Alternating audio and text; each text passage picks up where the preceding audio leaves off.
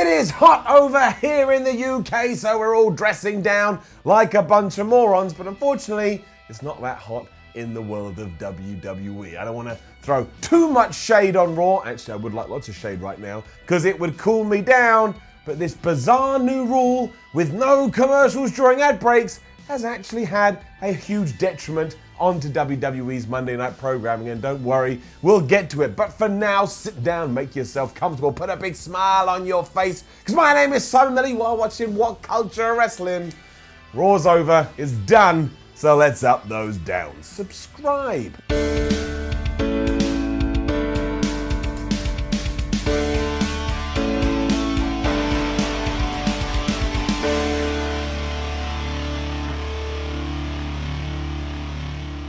Well, there's no going back. If you did indeed see WWE Stomping Grounds a couple of days ago, you will know that we're going full on with the Seth Rollins-Becky Lynch relationship, which, if you also didn't know, is a real life relationship. It's not just for storyline purposes. Thank you, Michael Cole, for reminding me of that every 32 seconds, because as we have established here on Ups and Downs in the past, I clearly have the memory capacity of a fish, and I need you to tell me. Like I said, tell me now, and tell me now, and tell me now, otherwise I won't remember. Anyway, Rollins was out there talking about the pay-per-view, then he was joined by his better half, and they hate Lacey Evans and Baron Corbin, so them being the heels, they use the ultimate WWE distraction tactic, which was to play Baron Corbin's music. That allowed Lacey Evans to attack Becky Lynch from behind, then Baron Corbin was there, the good guys fought off the bad guys, and everybody was really happy. That really annoyed Corbin and Lacey Evans, so big boy Baron got a microphone and told Seth Rollins that maybe he should just go home and make Becky Lynch a sandwich, because clearly he's living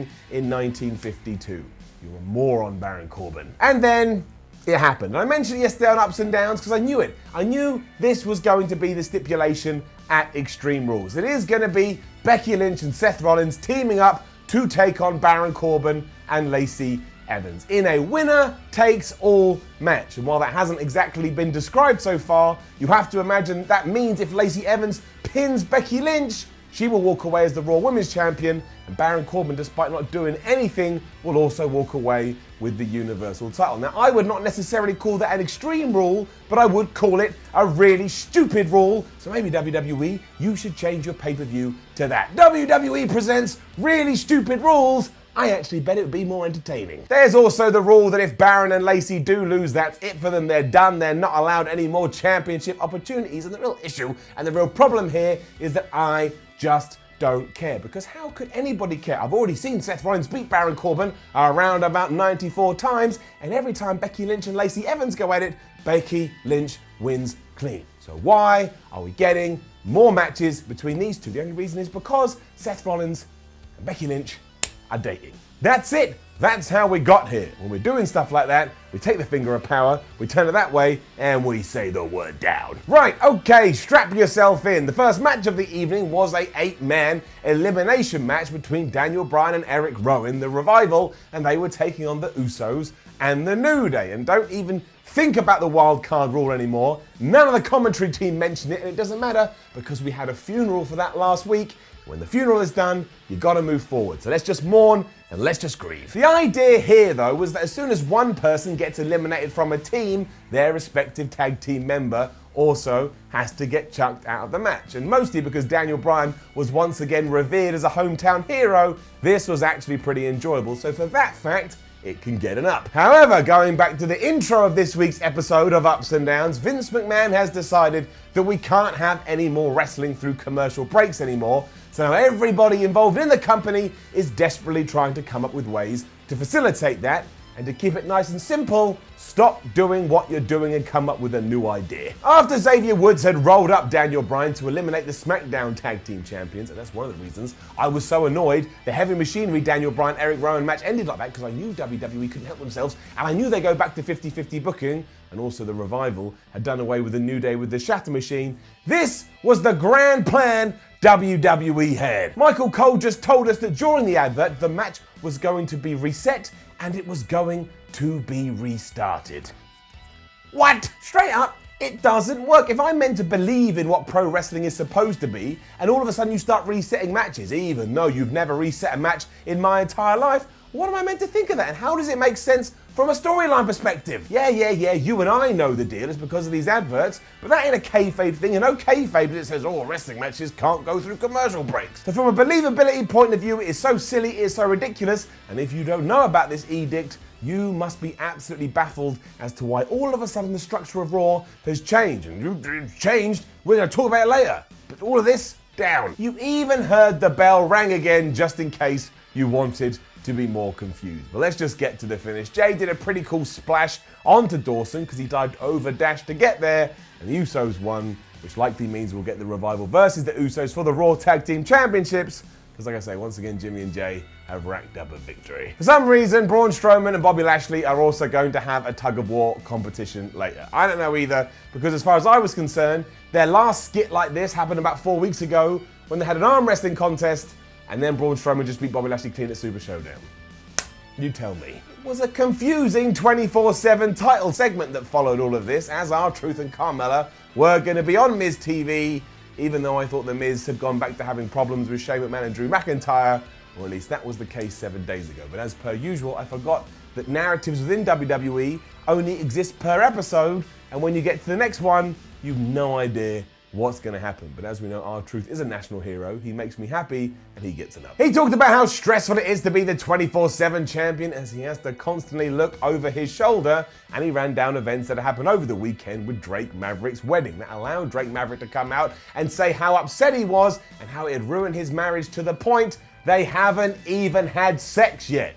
He didn't say it like that, but let's not muck around. Also, R-Truth thought he was talking about being constipated, because Drake Maverick said the word consummated wrestling. It soon turned into a match between the two, which Truth won in around about 2 milliseconds, and then the usual crew of we don't know why we're fighting for this title, but we're going to turn up anyway ran down to try and get it away from him.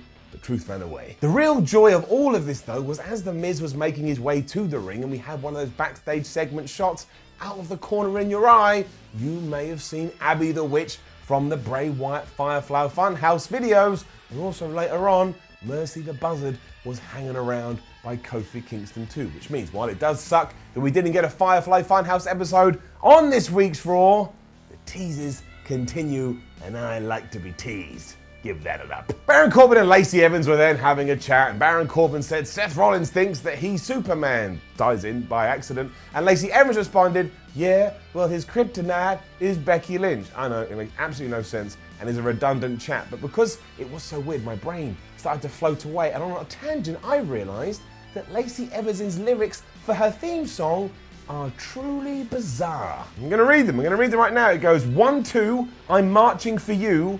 I've got your number. Yeah, I don't think you're ready. Don't speak. Now watch your manners and be respectful. You better keep it steady. Don't be jealous because they like what they see. You say I'm devilish, but it's not what it seems. It comes so natural. Can't take it from me. Like a lady. Act like a lady. What the hell? Okay, let's be those wrestling nerds and those wrestling fans, because sometimes you can get involved in a match that deep down you absolutely hate, and then one little shift, one little unexpected turn actually means when it's finished, you feel pretty damn great about it all. So I can't believe I'm going to say this, but it was then Shane McMahon and Drew McIntyre teaming up to take on Roman Reigns in a handicap match, and somehow, and again, it's the most shallow up in the world, but it is getting it up. It began with having to go through all that best in the world. Oh, sorry. I fell asleep. It's just so dull.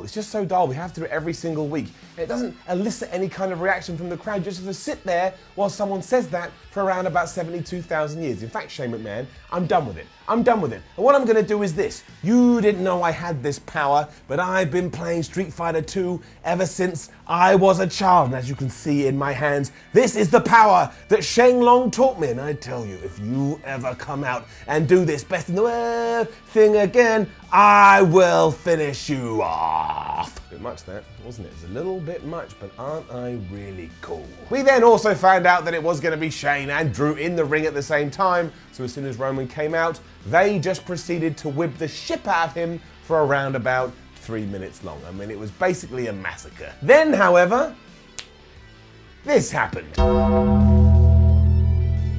That's right, for reasons that I'm sure will baffle us all, the Undertaker appeared and he laid waste to Shane McMahon and he laid waste to Drew McIntyre. I mean, he really kicked their ass. The pop for him arriving was absolutely crazy and the screams just got louder and louder and louder, which kind of underlines the problems with the current day roster, but let's not worry about that. And it was also genuinely hilarious because Shane McMahon was on the top rope ready to give Roman Reigns a coast to coast, but that's when the lights went out. So when the Undertaker was there, Shane O'Mac just jumped into the Undertaker's fist as if he was a magnet.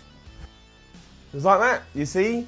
The magic I have in my own possession. This was also super quick too, don't get me wrong. The whole thing probably lasted less than 5 minutes, and later on we did find out that yeah, it is actually going to be Roman Reigns teaming with The Undertaker to take on Drew McIntyre at Shane McMahon at Extreme Rules. What is going on with that show? It does add into the whole thing that we should call it WWE Stupid Rules or whatever I said, because this is a stupid match on paper. It makes no sense unless The Undertaker is allowed to cut a promo at some stage and he goes, "Roman, I will team with you even though you fake retired me at WrestleMania 33. But ever since then I've been looking for souls to put in holes, and I see that Shane McMahon and Drew McIntyre have all the souls, and I'm going to take the souls and I'm going to bury them in the ground and I will put them inside of me, which means I live forever."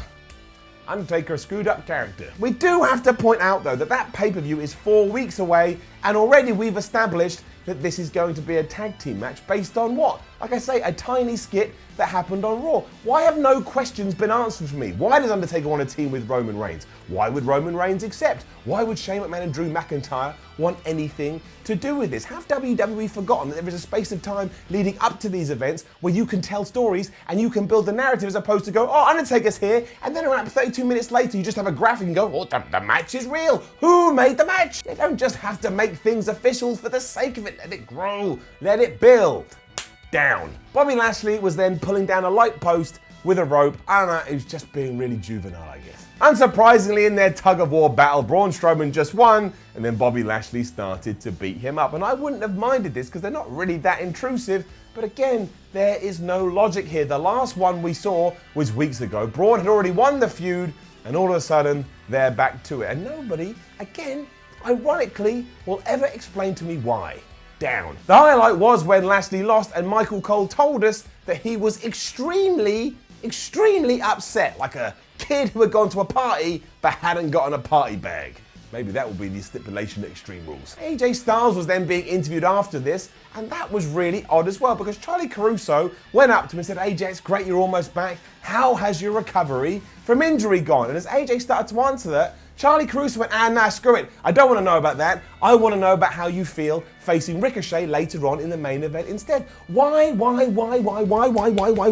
did you ask that question then, Charlie Caruso, when you, who were in charge of the microphone, could have chosen what you said? That is like me going to work and going, "Hey, Clive, how are you doing today?" And Clive goes, "Well, I'm alright." I go, "Shut up! I just want to know how work is." Instead, Clive is going to be like, "I don't want to be your friend anymore. You're a crazy person." Soon, No Way Jose was seen dancing in the background, and AJ Styles was devastated to find that Gallows and Anderson were in that conga line. AJ Styles said they were a joke. The Good Brothers said they'd go and prove that they weren't a joke, and they headed out to the ring. Turns out they are jokes because they lost to the Viking Raiders, courtesy of the Viking Experience, really quickly.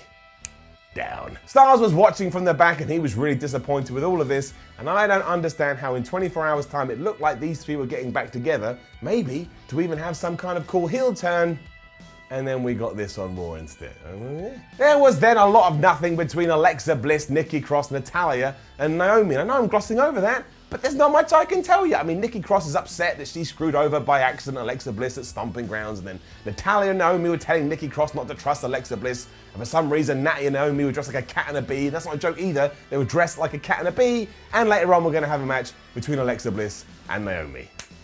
The 24/7 title then went absolutely off its rocker, but hey, at least this is the one thing that has established rules and WWE sticks to them. From day one, they've said, look, it's a dumb title and we're going to do dumb things with it. So when they do have dumb encounters, I'm like, okay, cool, that's what I was ready for. Give it up. Quick version, it was meant to be Mojo Rawley versus Heath Slater, but it never happened because all the 24/7 jabronis were running out there, and I think it went like this. I may get wrong. Heath Slater took advantage of the situation and attacked R-Truth, meaning he was now the 24/7 champion. But then R-Truth struck back, meaning R-Truth was the champion again. Cedric Alexander then got involved and he became 24/7 champion for around about 3 seconds. EC3 then snuck up and he became the 24/7 champion for around about 7 seconds. And then R-Truth attacked him, he won it back, and he and Carmella ran off. I have no idea what on earth WWE are going to do with this long term, because really it is utterly baffling. But look, you go through this week to week, it makes more sense than anything else in the promotion. Ricochet then told us he's looking forward to his match with AJ Styles later on. And hell yeah, my friend,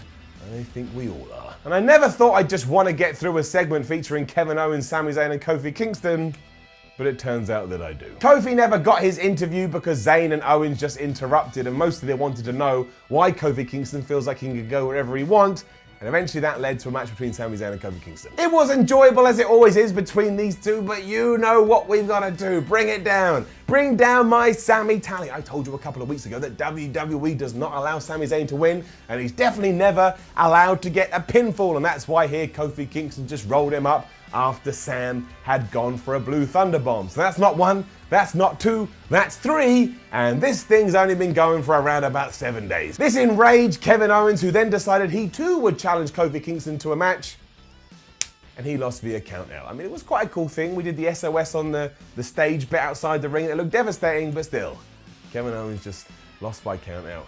I stare over here, and I wonder what happened with Kevin Owens. I still love him. He's still my friend. He's still, my bestest bud.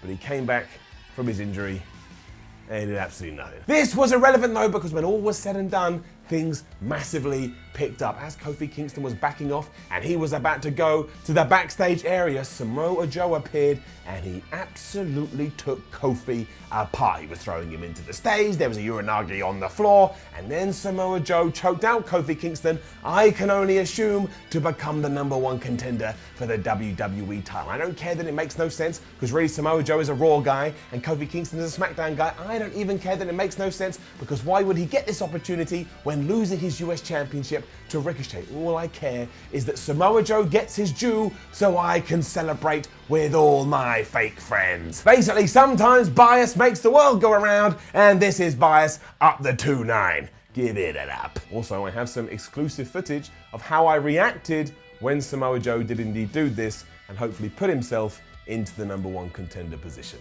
No flipping way. No flipping way, no flipping way! Come on! Everything with Natalya, Alexa, Naomi, and Nikki Cross, though, was just a big signposting for this new stupid advert rule, and I can't handle it. It gets her down. It started with Naomi versus Alexa, which Bliss won after a DDT, but then Natalya ran out, and we were then going to have a tag team match between these 4 people, but we only did that so that we could cut to a commercial break, so when we came back from the commercial break, another match was ready to go. And if you are thinking to yourself, that sounds a lot like what we did a few minutes ago with Sami Zayn, Kevin Owens, and Kofi Kingston in terms of having back-to-back matches that come out of nowhere, and that's because you'd be absolutely right. Again, #adverts. Anyway, Nikki Cross and Alexa Bliss won clean after the Nikki Cross neckbreaker. I mean, Alexa Bliss had sneakily tagged herself in, so she took the pin after Cross did all the hard work, and hopefully Nikki Cross will realise soon she being screwed over. It's a final up for AJ Styles versus Ricochet, which was the main event of Raw, but damn WWE, are you making this hard? But still, up. To work in this stupid new commercial break rule,